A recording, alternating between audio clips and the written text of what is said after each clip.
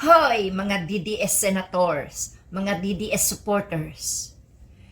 Kung kayo natatakot girahin ng China, tantanan nyo ang pagsang-ayon sa mga katarantaduhan nila dito sa atin sa Pilipinas.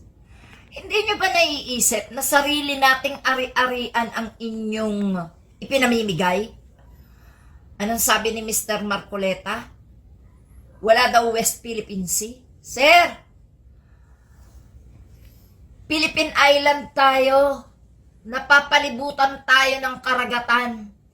Alam nga namang naging isla tayo na wala tayong pag-aari ng karagatan. Wala tayong parte sa karagatang ito.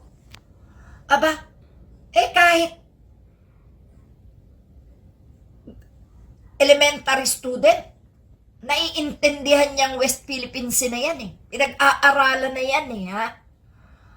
Bakit sasabihin mo wala tayong West Philippine Sea?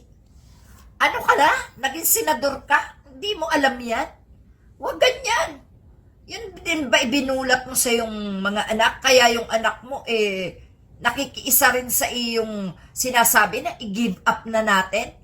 Aba, kainaman din naman Pati yung Kalayaan Island Group natin, gusto nyo i-give up na? Antindi nyo naman, bakit naman kayo ganyan kahuda sa bayan? Bakit nyo naman kailangang ipamigay ang pinagkikitaan ng ating mga kababayang mangingisda? Kumakain kayo ng isda, di ba? Sige nga, mangisda ka sa ibang karagatan. Tingnan natin kung payagang kanila. Sige nga, doon ka maghanap ng isda sa nasasakupan ng China. Doon ka kumuha ng isdang kakainin mo sa nasasakupan ng China. Huwag dito sa nasasakupan ng Pilipinas dahil nakakahiyang kumain kapag inyong ipinagkakanulo ang pinanggalingan. Aba, grabe rin kayo, At kayo mga DDS, kung natatakot kayong girahin tayo ng China, abay, nuno kayo ng duwag. Ha? Ang gagaling nyo magsalita, pero duwag pala kayo sa kalaban. Hoy, matagal nang gustong agawin ang Pilipinas. Ng kahit sinong bansa, gustong sakupin, pero nasakop ba? Bakit? Lumalaban ang Pilipino. Ipinaglalaban ang mahal niyang bansa, At para sabihin ko sa inyo, yang pagiging duwag nyo, hindi yan dugong Pilipino,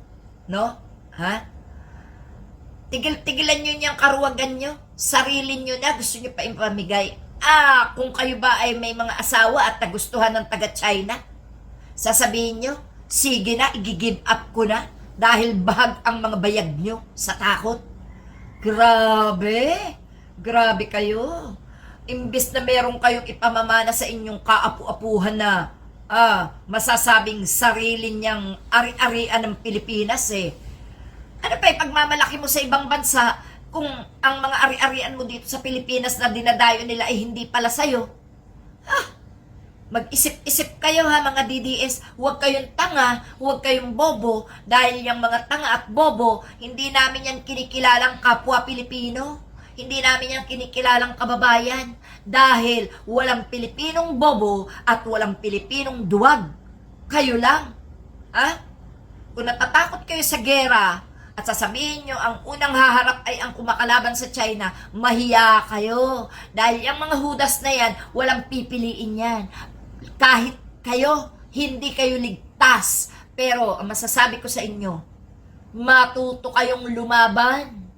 Matuto kayong ipagtanggol ang inyong sariling ari-arian, sariling bayan. Kung nagagawa nila mang-agaw ng ari-arian ng Pilipinas, kahit buhay nyo, kahit pamilya nyo, kahit pinakamamahal nyong asawa, kakayanin nilang agawin kung duwag kayo. Okay ba? Wag bobo